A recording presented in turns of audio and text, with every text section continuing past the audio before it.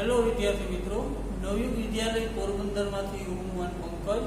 આપણે આંકડાશાસ્ત્ર વિષયમાં મધ્યવર્તી સ્થિતિના માપોમાં આગળ આપણે સમાંતર મધ્યક વિશે ભણ્યા.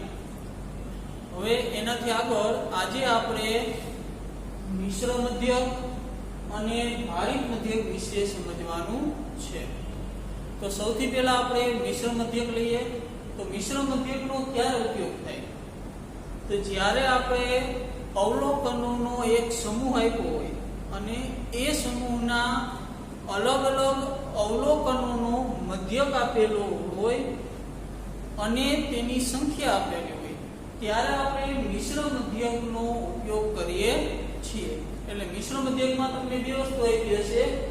એક તો હશે કે અવલોકનના સમૂહની સંખ્યા, એટલે કે n1 n2 n3 nk સુધી. બીજું આપણે આપેલું હશે કે અવલોકનોના મધ્યકો x⁻1 x⁻2 x⁻3 x⁻k સુધી. જ્યારે આ બંને આપેલા હોય ત્યારે આપણે મિશ્ર મધ્યકનો ઉપયોગ કરવાનો હોય છે. મિશ્ર મધ્યક માટે આપણે સિમ્બોલમાં વપરાય છે x⁻c અને તેનું સૂત્ર છે x⁻c બરાબર n1 x⁻1 n2 x⁻2 n3 x⁻3 ક્યાં સુધી? તો nk x⁻k સુધી. હાલો, છેદમાં n1 n2 3 ક્યાં સુધી? તો nk સુધી. તો આ આપણે હતું મિશ્ર મધ્યકનું સૂત્ર. હવે આના આધારે આપણે એક ઉદાહરણ ગણીએ. તો જો પેજ નંબર 79 ઉપર ઉદાહરણ 10.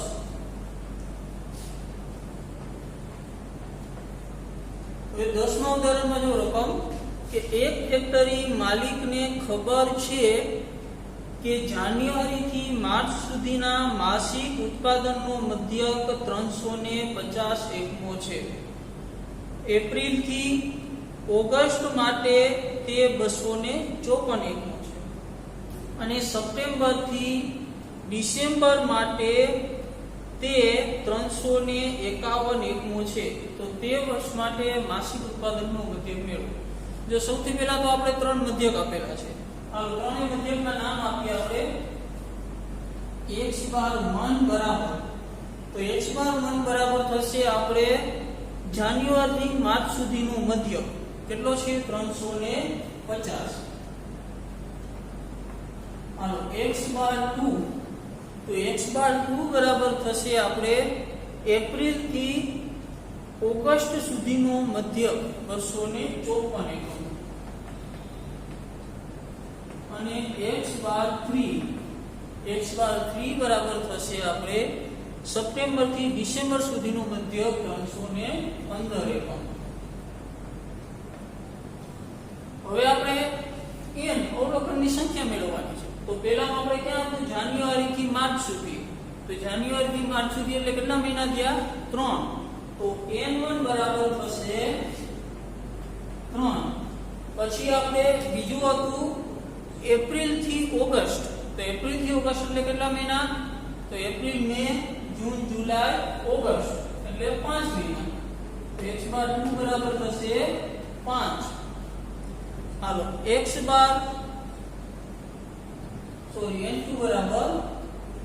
n2 બરાબર થશે 5. હવે આગળ ત્રીજું હતું આપણે સપ્ટેમ્બર થી ડિસેમ્બર.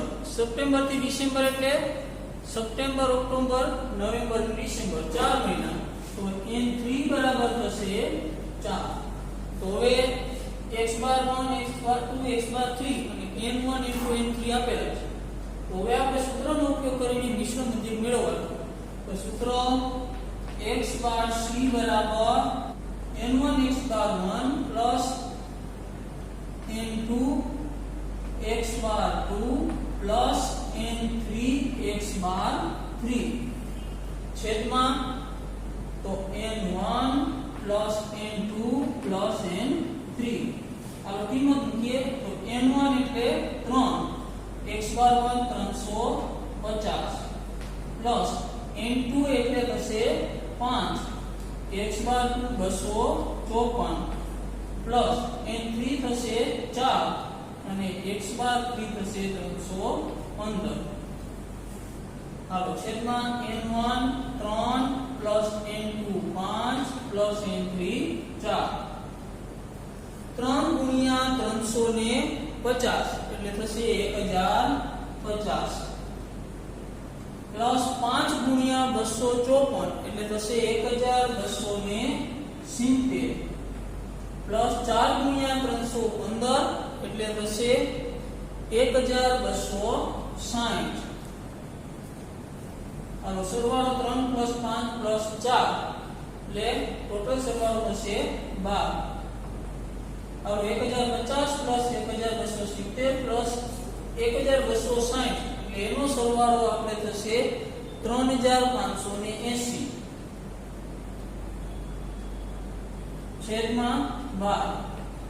3580 ભાગ્યા 12 એટલે થશે 298.33 એટલે થશે 298.33. તો આપણે શું મળ્યું? મિશ્ર મધ્યક. તો આપણે કહી શકીએ કે વર્ષ દરમિયાન સરેરાશ ઉત્પાદન 298.33 એકમોનું છે. તો આ રીતે આપણે મિશ્ર મધ્યક મેળવવાનું કે જ્યારે અલગ અલગ મધ્યકો આપેલા હોય અને અલગ અલગ એની કિંમત આપેલી હોય ત્યારે આપણે આ સૂત્રનો ઉપયોગ કરી અને મિશ્ર મધ્યકની ગણતરી કરી શકીએ છીએ. હવે મિશ્ર મધ્યક પછી આપણે આવે છે ભારિત મધ્યક. હવે જો ભારિત મધ્યકનો ક્યારે ઉપયોગ કરવાનો? તો ઘણીવાર આપણે આપેલા અવલોકનો છે તો એ બધા જ અવલોકનો સમાન મહત્વ નથી ધરાવતા. દરેક અવલોકન ઓછા વધતું મહત્વ ધરાવતા હોય. અમુક અવલોકન વધારે મહત્વ ધરાવતા હોય છે તો અમુક અવલોકન ઓછું મહત્વ ધરાવતા હોય. તો એ સંજોગોમાં આપણે સરેરાશ મધ્યક અથવા તો સામાન્ય મધ્યકની મદદથી સાચું મધ્યક મેળવી શકતા નથી. તો સાચો મધ્યક મેળવવા માટે આપણે ભારિત મધ્યકનો ઉપયોગ કરવામાં આવે છે. ભારિત મધ્યકમાં આપેલા અવલોકનના મહત્વને આધારે ભાર આપવામાં આવે છે અને તે ભારની મદદથી ભારિત મધ્યક મેળવવામાં આવે છે. હવે ભારિત મધ્યકનું સૂત્ર છે x બાર w બરાબર સિગ્મા xi wi ના છેદમાં સિગ્મા wi. જ્યાં આપણે સિગ્મા xi wi એટલે તો x1 w1 x2 ગુણ્યા w2 xn ગુણ્યા wn જ્યાં સુધી હોય ત્યાં સુધીના અવલોકનોના ગુણાકારોનો સરવાળો કરવાનો અને સિગ્મા w બરાબર તો w1 w2 ત્યાં સુધી તો wn સુધી તો આપેલા ભારનો સરવાળો કરવાનો. તો આ રીતે આપણે ભારિત મધ્યક મેળવી શકીએ. હવે જો ભારિત મધ્યક માટે આપણે એક દાખલો ગણીએ. પેજ નંબર 81 ઉપર ઉદાહરણ 13. એક વિદ્યાર્થીને થિયરી પેપરમાં 35 ગુણ, પ્રેક્ટિકલ પરીક્ષામાં 15 ગુણ અને મૌખિક પરીક્ષામાં 5 ગુણ મળ્યા છે. તે શાળામાં આ પ્રકારની પરીક્ષાઓને અનુક્રમે 4, 2 અને 1 ભાર આપવામાં આવે છે. તો વિદ્યાર્થીના ગુણનો ભારિત મધ્યક મેળવો. તો જો સૌથી પહેલા તો આપણે 3 ગુણ આપેલા છે. થિયરી પેપરને આપણે x1 કહીએ તો એના ગુણ છે 35. અને પ્રેક્ટિકલ પેપરને x2 કહીએ તો એના ગુણ આપેલા છે 15 અને મૌખિક પરીક્ષાની x3 કહીએ તો એના ગુણ આપેલા છે 5. હવે એનો ભાર લઈએ તો જો અનુક્રમે ભાર છે થિયરીના ભાગને આપણે w1 કહીએ તો એ છે 4, w2 પ્રેક્ટિકલ પરીક્ષાનો ભાર છે 2 અને w3 મૌખિક પરીક્ષાનો ભાર આપેલો છે 1. તો હવે આપણે ભાર આવી ગયા અને અવલોકનની કિંમત આવી ગઈ. તો સૌથી પહેલા આપણે શું મેળવવાનું? Sigma xi wi. તો સિગ્મા xi wi બરાબર બંનેનો ગુણાકાર તો x1 ગુણ્યા w1 પ્લસ x2 ગુણ્યા w2 પ્લસ x3 ગુણ્યા w3. હા બરાબર. આનો x1 આપણે છે 35 ગુણ્યા 4 પ્લસ 15 ગુણ્યા 2 પ્લસ 5 ગુણ્યા 1. હાલો 35 ગુણ્યા 4 કરીએ તો કેટલા થાય 140 15 ગુણ્યા 2 થાય 30 પ્લસ 5 ગુણ્યા 1 5 તો આનો ટોટલ સરવાળો થાય 140 પ્લસ 30 પ્લસ 5 એટલે 175. હવે આપણે મેળવીએ સિગ્મા W. તો સિગ્મા W બરાબર W1 plus W2 plus W3. ચાલો W1 આપણે છે 4 પ્લસ W2 2 પ્લસ W3 1 બરાબર 4 પ્લસ 2 પ્લસ 1 એટલે કેટલા થાય 7. હવે આપણે સૂત્રમાં કિંમત મૂકીએ તો x બાર W બરાબર સિગ્મા x I WI ના છેદમાં sigma WI. Hello sigma x I WI કેટલા મળ્યા હતા આપણે 175 છેદમાં સિગ્મા WI કેટલા મળ્યા 7. તો 175 ભાગ્યા 7 એટલે આપણે થશે 25. તો આપણે ભારિત મધ્યક કેટલો મળ્યો 25. તો આ રીતે આપણે ભારિત મધ્યકની ગણતરી કરવાની છે. સ્વાધ્યાયમાં મિશ્ર મધ્યક અને ભારિત મધ્યકના દાખલા સ્વાધ્યાય 3.2 માં આપેલા છે, તમારે હોમવર્કમાં ગણવાના છે. જય હિન્દ.